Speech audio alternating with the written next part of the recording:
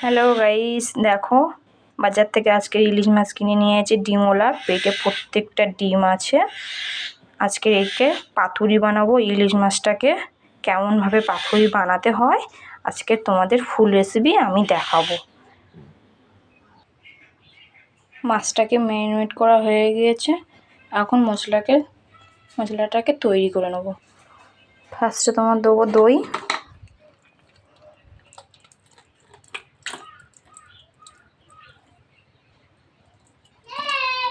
দই,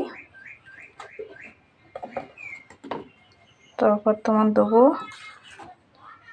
পোস্ত বাটা, তারপরে তোমার সর্ষে কাঁচা লঙ্কা বাটা, তোমাকে ফাটিয়ে নেবো। এটাকে এরকমভাবে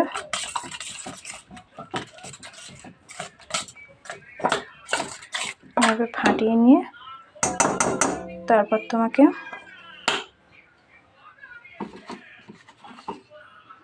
হলুদ গুঁড়ো,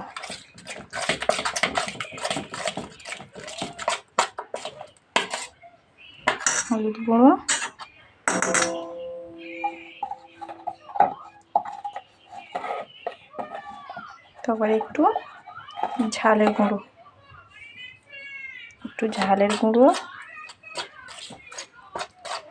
তারপর এক ফোঁটা একটু সর্ষের তেলটা দেওয়ার পরে সর্ষের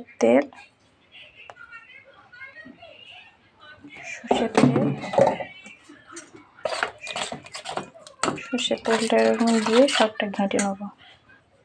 দেখো পুরোটা আমার মাখানো হয়ে গেছে মশলাটা। তো মাছে নুন দিয়েছি, ওই জন্য আমি মাছে একটু কম পরিমাণে নুনটা দেবো। সামান্য একটু নুন দেবো, সামান্য নুন দিয়ে এরকম করে মশলাটা পুরো ফাটিয়ে নেব।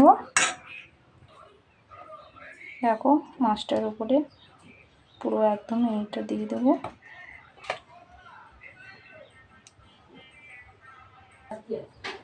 মাছটাকে পুরো সবটা মাখিয়ে একটা কাঁচা চিড়া লঙ্কা ওর উপর দিয়ে এরকমভাবে সামান্য একটু তেল দিয়ে